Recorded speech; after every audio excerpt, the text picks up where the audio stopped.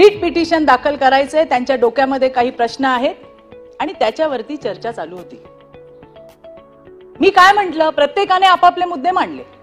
मी काय म्हटलं, SIT स्थापन केलेली आहे, त्याचा रिपोर्ट काय आहे तो लोकांसमोर यायला हवा, जे खरं आहे ते जनतेसमोर आलं पाहिजे, दूध का दूध आणि पाणी का पाणी व्हायला पाहिजे।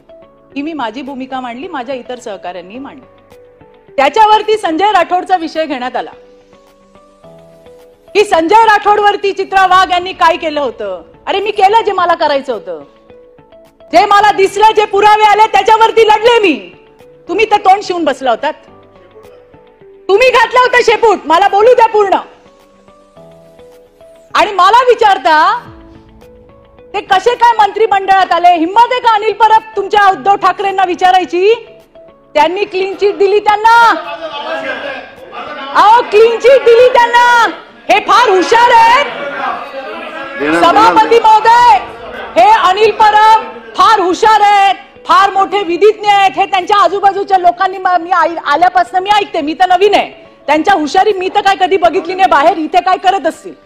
मला फक्त इतकं म्हणायचं आहे की आज संजय राठोड मंत्रिमंडळात आहे, ते का मंत्रिमंडळात आहे याचं उत्तर तत्कालीन मुख्यमंत्री एकनाथराव शिंदेंनी दिलं।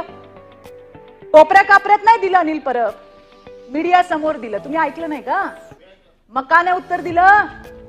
सोयीप्रमाणे आपलं तोंड गप करायचं आणि महिलांवरती दादागिरी करायची।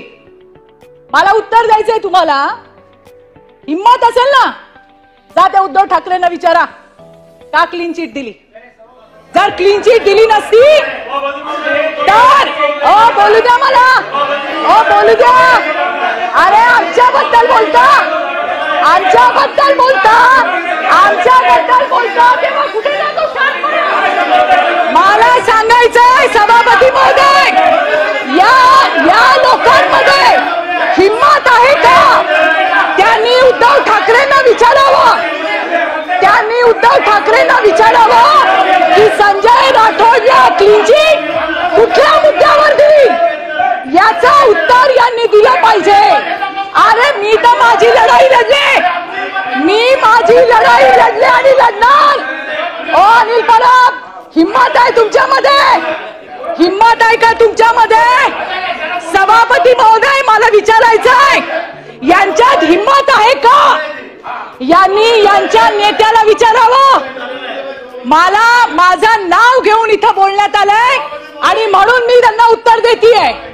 माझा प्रश्न अनिल परबांना आहे, त्यांनी माझं नाव घेतलं ना म्हणून मला त्यांना विचारायचंय।